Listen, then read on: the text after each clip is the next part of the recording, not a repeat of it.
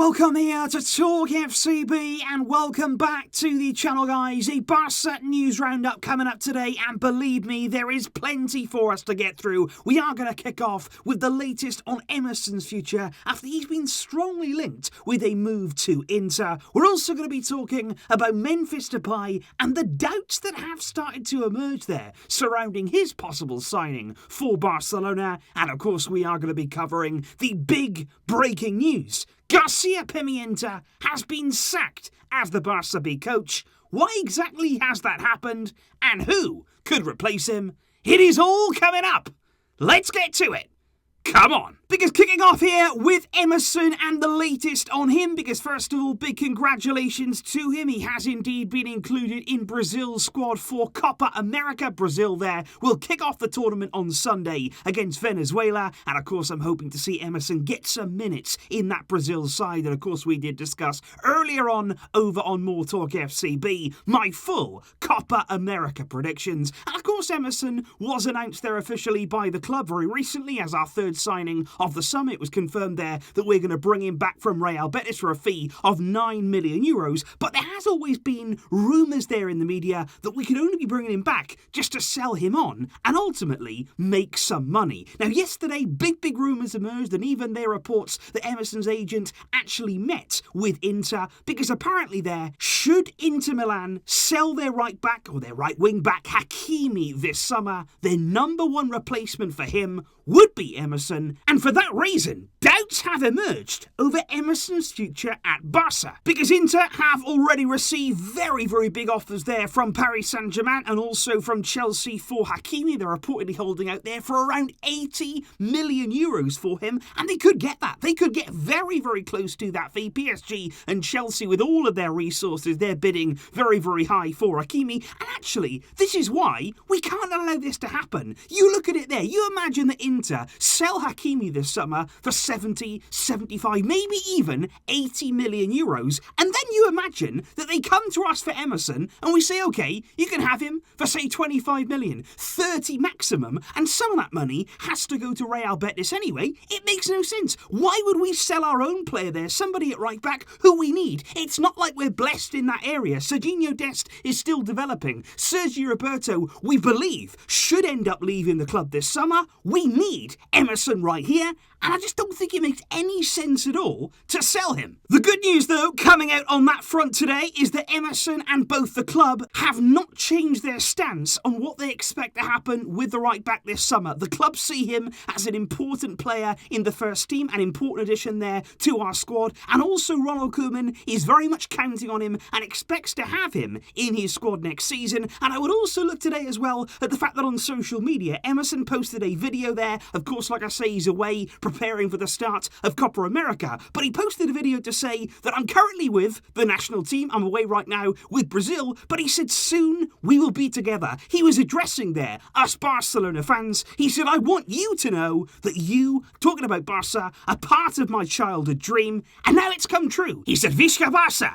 Visca Catalunya. So it seems there like Emerson already has it in his mind that despite the speculation, despite anything that may be going on outside right now, he wants to stay. And I think we all agree that's what should happen. Speaking, though, about new signings, we do now move on to Memphis Depay, because, of course, over the past week or so, we have all been told that Memphis will be the next signing, that he will be the next player there to come through the door. And it had been said that his signing there could have been wrapped up over the last 48 hours. I was actually hoping and actually expecting that today I would be bringing you the news that it was official, that Memphis was indeed a Barca player. But as we're about to enter the Euros, still, no deal has been done. Depay, as of right now, is not yet a Barca player. And I think that right now, given that yesterday, of course, we saw that Jorginho Wijnaldum was officially announced as a PSG player, and I think it's only really natural that therefore the club and now some of the fans are starting to think, you know what, it is getting on a bit here, this deal. We've seen Wijnaldum taken from us at the last minute. Obviously, I think us fans didn't really mind too much about that, but I think with Memphis, it is a little bit different, because right now, those fears have only been increased by the fact that, yes, Juventus, they're entering the bidding. They also now want to sign Memphis Depay this summer, and that's the concern for Barca. Other teams can come in, they can pay more money than we can, and that is why the club were very, very keen to get this deal done and get it wrapped up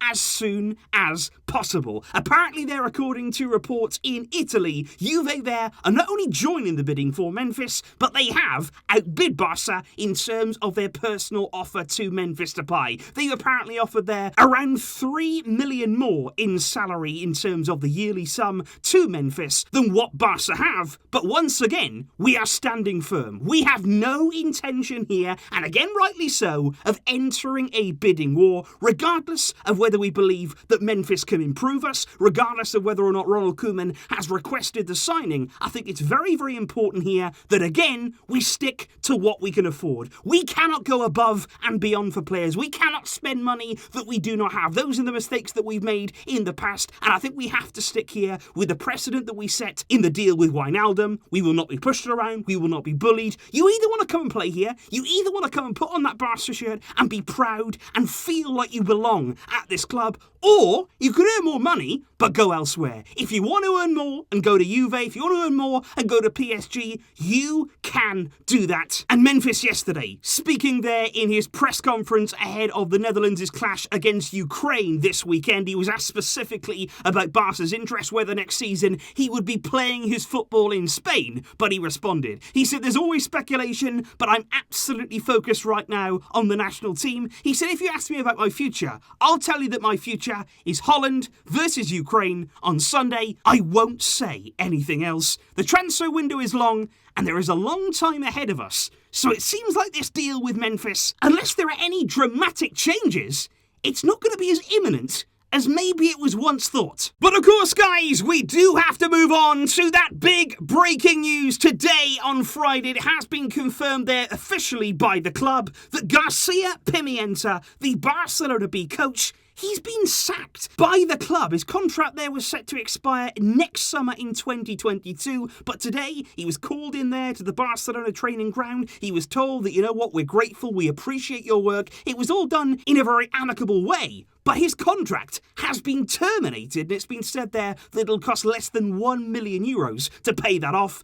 But I'm so surprised at this. I woke up there, I saw the news, I've obviously been checking all day long, waiting for that official announcement, trying to look into basically why this decision has been made. And I honestly can't still get my head fully around it, because obviously Pimienta was somebody who we as Barcelona fans, I think, really valued. We really did appreciate his work, because at Barcelona B, you've got to remember, guys, it's not all about the results. Because yes, I can hear many people saying, you know what, he hasn't got us promoted. That is what we need to do. We need to get Barca B out of the third division and back to the Segunda. And look, I agree with that. I think that's a very, very important step, and we need to make that happen as quickly as possible to help with the development of our young players. And of course, in the last two playoffs, Pimienta has fallen short. But look, at the same time, he's done really good work there with our younger players. At the B team, in terms of development, that's what's important there. Getting them ready, prepping them, making sure they can make that step up. And as you've seen there with the likes of Mingueza, Ronald Araujo, you've seen it with Ricky Puig, Ilaix Moriba, players there who've come through Pimienta's side. He's worked with them, he's played them, he's given them opportunity, he's given them confidence. Even now this summer, of course, with Collado. And I do think it's very, very harsh. Laporta here, of course, he's got the right to remodel things, to reshuffle things. That apparently is what's being said right now, that Laporta wants to totally remodel the grassroots level of the club in terms of youth teams. This is not the first sacking that we've seen. And of course, like I say, he has the license to do that. He wants to do things his own way as the president now, make his decisions. And I think actually this decision right here makes me even more confident that, you know what, Laporta would have sacked Koeman this summer. I think quite clearly here, he doesn't care. He doesn't care if it's the popular choice. He doesn't care if he upsets a few people along the way. I think he definitely would have sacked Koeman this summer if it was possible. Pimienta, you can pay off. It's a big surprise. It's a big shock. Koeman, of course, have that 13 million barrier standing in the way. This, for me, is a big call. And of course, I'll have to wait and see if it's justified and if the replacement can do a better job than what Pimienta was doing. And I do have to say, guys, a lot of people here were thinking, you know what, when Pimienta was sacked, maybe this will pave the way for Xavi Hernandez. Maybe that's the plan here, to actually get Xavi in to the Barca B team, with then that natural progression to see him promoted in the end to the first team. But That's not going to happen. That is not the plan, not from him and not from the club, because just yesterday, Xavi there was speaking at an event and he openly said, it's not my idea to coach at Barca B. He said, to be honest, I'm coaching right now in men's football. He said, I see the B team as a development team. I'm working there in professional football. He said, at the elite level, so it wouldn't really be my idea to coach the B team. So Pimienta's successor, it is not going to be Xavi Hernandez. And right now, it is being reported that Sergi Barjuan, who's somebody there who used to play for Barcelona, he has also had a spell there coaching at youth level at Barcelona. He appears right now to be the front runner.